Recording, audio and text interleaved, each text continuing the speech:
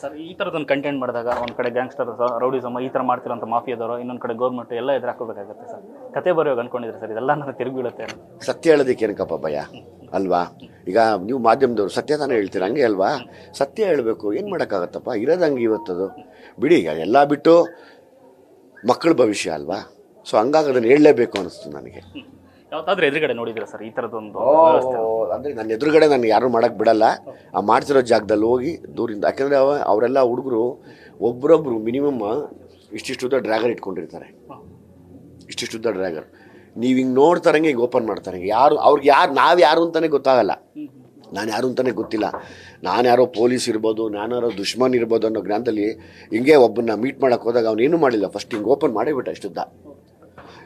ಅಂತಂಗೆ ಸಮಾಧಾನ ಮಾಡಿ ಹೇಳಿ ಅವನ ನಿಧಾನಕ್ಕೆ ಕಳಿಸಿ. ಆಲ್ರೆಡಿ ನಿಮ್ಮ ಇಬ್ಬರು ಪತ್ರಕರ್ತರನ್ನ ಕರ್ಕೊಂಡೋಗಿ ಅದನ್ನು ಶೂಟ್ ಕೂಡ ಮಾಡಿದ್ದೀನಿ, ಸಾಕ್ಷಿಗಳ ಸಮೇತ ಹೇಳಿದ್ದೀನಿ. ಸಿನಿಮಾದ ಕ್ಲೈಮ್ಯಾಕ್ಸಲ್ಲಿ ಮತ್ತೊಂದು ಸರ್ಪ್ರೈಸ್ ಇದೆ ಸರ್. ನಿಮ್ಮ ಲುಕ್ಕು ಜೊತೆಗೆ ಅದು ಹೊಸ ಬೆಳಕು ಅನ್ನೋದು ತುಂಬ ಅರ್ಥ ಇರುವಂಥ ಪದ, ಮತ್ತು ಆ ಥರದೊಂದು ರಿಹ್ಯಾಬಿಲ್ ಸೆಂಟರ್ ಮಾಡುವಂಥ ಅದು ನಮ್ಮ ಅಸೋಸಿಯೇಟ್ ಇದ್ದಾನಲ್ಲ, ನಮ್ಮ ತಂಬಿ, ನನ್ನ ಜೊತೆ ಅವನು ಕೂಡ ಇನ್ನೊಂದು ಬ್ರೈನ್ ನನಗೆ.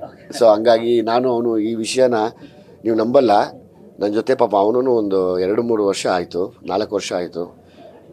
ಇದೇ ಬರೀ ಭೀಮಾನೇ ಎವ್ರಿ ಡೇ ಮನೆಗೆ ಹೋದ್ರು ಫೋನಲ್ಲಿ ಮಾತು, ಸೆಟ್ಟಲ್ಲಿ ಬಂದರು ನೆಕ್ಸ್ಟ್ ಸೀನ್ ಏನು, ಇದೇ ಚರ್ಚೆ ಮಾಡಿ ಮಾಡಿ ಮಾಡಿ ಇಷ್ಟು ಕೆಲಸ ಮಾಡಿದ್ದೀವಿ.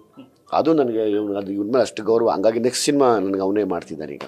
ಸರ್ ಇವಾಗ ಸಿಕ್ಕಂತ ರಿವ್ಯೂ ನೋಡಿದ್ರೆ ಕೊನೆದಾಗ ಕೇಳಬೇಕಂದ್ರೆ ನೀವು ಅನ್ಕೊಂಡಂತ ಕ್ರಾಂತಿ ಶುರುವಾಗಿದೆ ಅಂತ ಹೇಳ್ಬೋದು. ಯಾಕಂದ್ರೆ ಈಗ ಹೇಳಿದ್ರೆ ಒಂದಷ್ಟು ಸ್ಟಾರ್ಟ್ ಆಗಿದೆ, ಒಂದಷ್ಟು ಕಾಲೇಜ್ ಮುಂದ್ಗಡೆ ನಡೀತಾ ಇತ್ತು, ಅದೆಲ್ಲ ನೀವೆಲ್ಲ ಸಾಥ್ ಕೊಟ್ರೆ ಆಗುತ್ತೆ. ಇವತ್ತಿಗೂ ಅದು ಸೆಲ್ ಮಾಡ್ತಾ ಇದ್ದಾರೆ, ಇವತ್ತು ಹುಷಾರಾದ್ರು ಬಿಡಿ ಅವರು.